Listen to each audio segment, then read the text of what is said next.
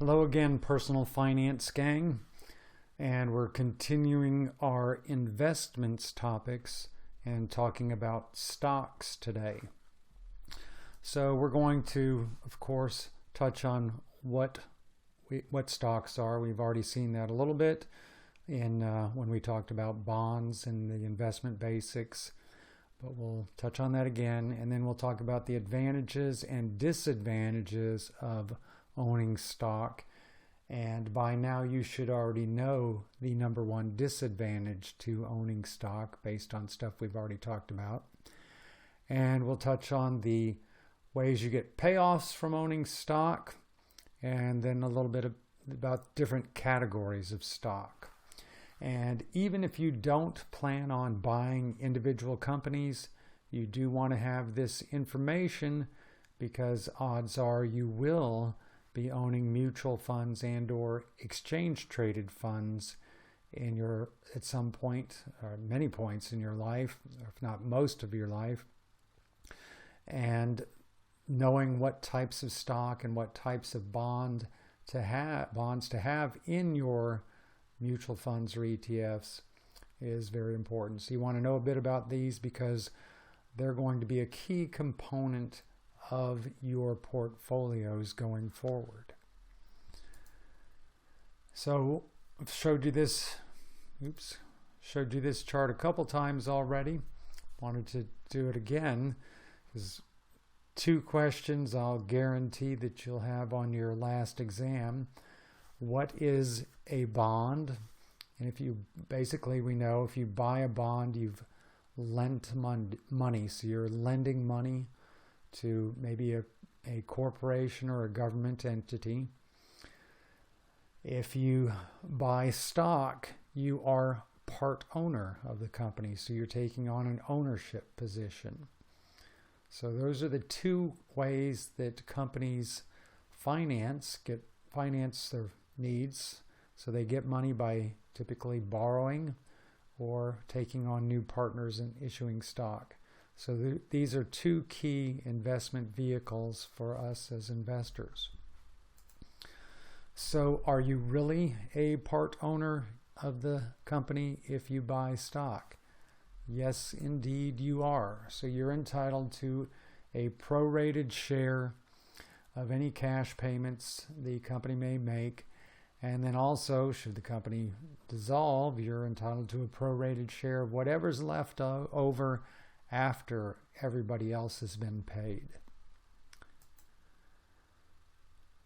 So, if you do buy part ownership of a bank, you aren't going to be able to get your share of the ownership at the counter, of course. Too bad it doesn't work quite like that. Now, the number one advantage to owning stock is, the main reason we buy it is to get that return potential. So we buy stock to get the potential high returns that it has to offer. So of the asset categories that we have for investors looking for higher returns with reasonable levels of risk, these are a great choice. Okay? Again, assuming you're a long-term investor and can handle the ups and downs that we'll get to coming up. Stock, for the most part, easy to buy and sell. So you could grab which I don't have my phone on me, but if I did, I could, and the market was open, which it's not open just yet right now, but I could buy and sell stock right now, or as soon as the market opens, with an app on my phone, as long as I have a brokerage account set up. You don't have to be a millionaire to invest in stocks, so it's not like, hey, you want that apartment complex over there, you need big bucks and all. To be part owner of Apple Computer, you just need a brokerage account and enough to buy a share or two. And there are even other ways to get in that cost less than that. What's the stock worth? What should you pay for it? Price info. Well, if you wanted to know what a stock's worth, all you got to do is look up the current quote, and that's the overall markets. That's the take of the investing universe as a whole on what a stock is worth at any given time. Of course, that can be jumping up and down during periods like what we're having right now, but it is a readily available, agreed upon value for the asset. Why is that a big deal? Well, if you want to know, hey, what should you pay for that rental property? You might have to go and hire an appraiser to give you an estimate. And then if you got 3 different appraisers, you'd get 3 widely differing numbers, and all of them are going to cost you money. And so the one thing that the stock market does do for us is it's a place where investors come together and agree on a price. So there is no price that you have to hunt down and see what a fair price is for it. Of course, now not everybody agrees that those prices are right. So some people may think the stock is worth more than what it's priced at and they'll want to buy it. Others may think it's worth less and they'll want to sell it. Transaction costs on stock have come way down over what they used to be 20 years ago or so. Now there are a whole lot of discount brokers allowing you to buy and sell stock with no transaction fees. So transaction fees, what they do is eat into your return. So if you have to pay every time you buy and sell, that's money that's coming out of your pocket. If those transaction fees are waived, then more of the money stays in your pocket. And that's a bigger deal for small investors because, flat $10 transaction, $10 doesn't sound like much, but if you're trading $200 at a time, well, that's 5% to buy and 5% to sell. So you waive that and you've saved the small investors a whole bunch of money, percentage-wise. Now, also another advantage to owning stock is, hey, what do you want from your stock? Are you looking for regular cash flow? You can find stock that has regular cash flow. The cash flow from stock, remember, cash payments to shareholders are called dividends. Or you can find stock with capital gains potential where you're looking for rising prices. So what are you looking for? You can find stock to meet those needs. We talked about bonds last time, and bonds, remember, are fixed income securities. So if you buy a bond that pays a $50 a year interest payment or coupon payment, it will be paying that same $50 a year 20 years from now. If you buy a stock that's paying a dividend of $30 a year, most companies have a goal of increasing those dividends over time. So 20 years from now, that dividend that was $30 a year, kind of high depending on the value of the stock there, could now be $60 a year or more. So dividends with stock can and does increase. So you can look for companies with histories of increasing those dividends. Okay. All right. So back to, again, the rationale for buying stock. This is over an 80-year period. I guess when I did this little chart here, large company stocks such as the S&P 500 index, the average 80-year plus return was over 10%. Small company stocks, so you're looking for not the 500 biggest, but some on the smaller end of the spectrum, the payoffs from those over 15% a year on average. That's not compound average return, but that's simple average. But anyway, so big potential payoff from stock, and then we compare that over here to treasury bills or your bank savings account, probably earning you less than 3% a year on average. Certainly over the last 10 years with your savings accounts, you've been lucky to get 0.1% versus the stock market doing much better than that. Let me go, no, I don't have I got a 5-year chart here. Yeah, anyway, I'll show that a little bit coming up. But anyway, so stock has offered historically a very good return, and I'm saying that in spite of the recent market turmoil that you've heard about. So disadvantages, number one disadvantage, risk, of course. So you guys all should have known that, especially based on what's going on right now. So here's Bed Bath & Beyond. Just whenever I grab this thing here, their 52-week range had ranged from $60 a share to $80 a share. And at the time I did this, they were about 70. So, I mean, that's a good bit of variability there. If you bought at 80 and it dropped down to 60, it'd be kind of sad. But anyway, so risk is the number one disadvantage to stock ownership. Valuation of stock. So I said, hey, you can get this price readily found there. Different investors will have different takes on what a stock is really worth. And coming up with these value estimations can be tough work depending on how you do it. And guarantee that if you had 15 investment professionals value a stock, you'd come up with 20 different estimates of value or more. Anyway, yeah, typically we come up with a range of estimates. But anyway, valuation is hard work. Now, I said with stock, you can find stock that pays dividends. Generally, percentage-wise, the dividends that you get from stock will be smaller than the percentage interest payments that you get from bonds. But remember, the dividends with stock can and do grow over time, and that's not true with bonds. Now, okay, so risk, and I've talked about risk already, but the Dow Jones Industrial Average, remember that's 30 big companies. How bad was the worst one-day drop of the Dow Jones Industrial Average, percentage-wise? On the news lately, they throw out stuff, oh, the Dow had its biggest point drop, blah, blah, blah, or whatever. Point drops don't matter, and I'll show you a little bit why, or mention why coming up here. But what matters is percentage drops. So anyway, how big was the biggest one-day percentage drop in the Dow Jones Industrial Average?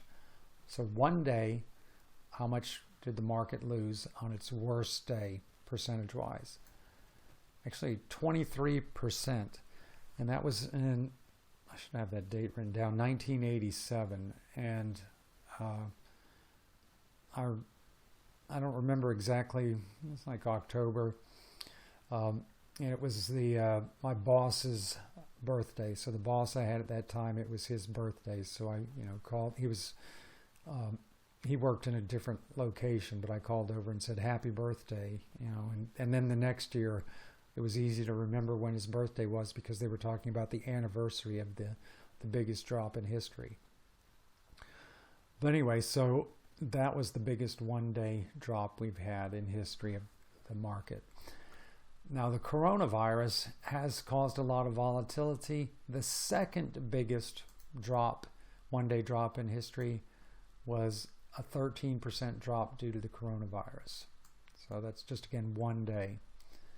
Now here is a chart of the S&P 500 index. So that's 500 biggest companies, and I like looking at that most of the time more than the Dow. But you can see we went from a level of 3380. Yeah, this is probably our big drop there. The 13% drop probably from there to there.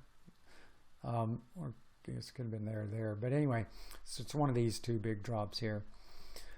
This one looks steeper there.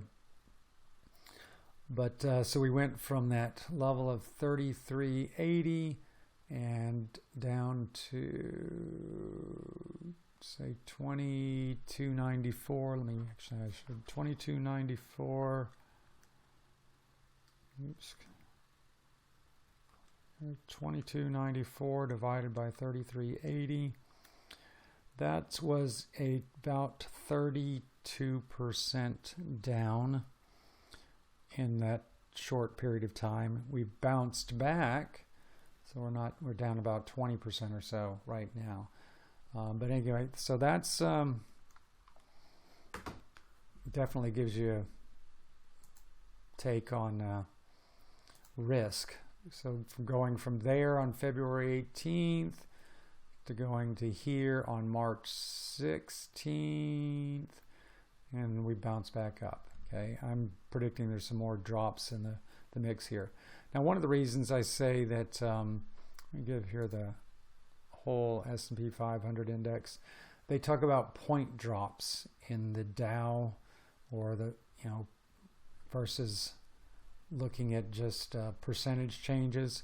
So back here in 1957, the S&P 500 index was at 26, adjusted for whatever. So it's 26. Now, let me just go here. Let me go right here to 1993. So let's say the S&P 500 index is at 400.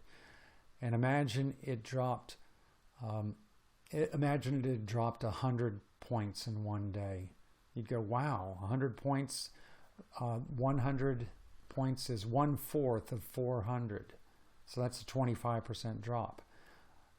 But what they're doing when they talk about the biggest point drops in the Dow and whatever is they're going, oh, imagine we'd had a 200 point drop up here from 3,200 to 3,000. Well, percentage wise, that's pretty darn small, but it's bigger point wise than the drop from 400 to 300. So the point drops are totally irrelevant. It just gives the news people something to chatter about while actually not saying anything. What's relevant is percentage changes. So let me get that one back out of the way. But anyway, so yes, the stock market is risky.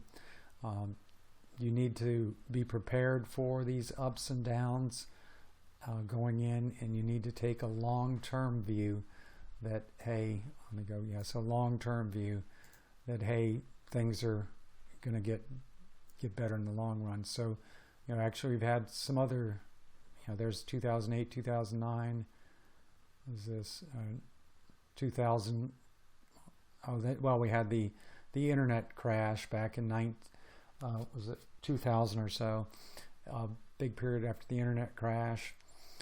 Was when people decided, oh geez, companies actually should make money even if they're internet stocks. So there's a big internet crash, and we had the financial crisis, and both of those percentage wise have been bigger than the coronavirus so far. But the coronavirus is just kind of different. Nothing back then shut down the whole country.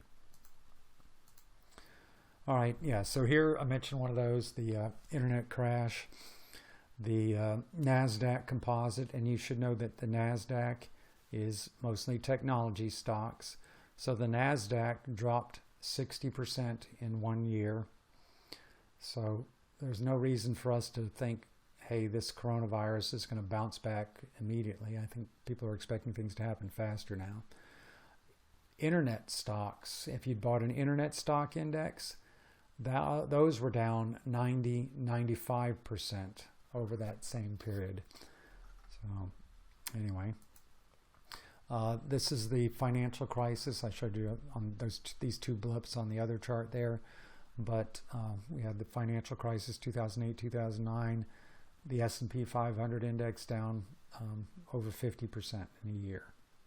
Okay, so both of those were bigger than, and it's not like we don't have these, looking like we're having these every, okay, so we got 2000, 2008, 2009, 2018, so, every 10 years or so we're having some major catastrophe.